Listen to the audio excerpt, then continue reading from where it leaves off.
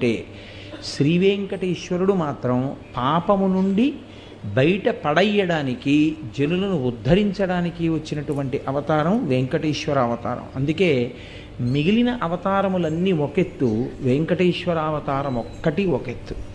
అంతటి కారుణ్యమూర్తి. అందుకే తిరుమల వైకుంఠమనగ గైసేసిన మీ సలలిత కరుణాహృదయము కలనైనను మరువరాదు కంజదలాక్ష అంటారు. సాక్షాత్తుగా తిరుమలనే శ్రీవైకుంఠంగా మార్చుకుని అక్కడికి వచ్చి నిలబడినటువంటి ఆ స్వామి యొక్క కారుణ్యాన్ని కలలో కూడా మర్చిపోవడం కుదరదు. అంతటి అనుగ్రహ ప్రదాత. వెంకటాచల క్షేత్రం గురించి చెప్తూ పెద్దలు ఒక మాట అంటారు. స్కందపురాణంలో ఈ విషయం గురించి ప్రస్తావన ఉంది.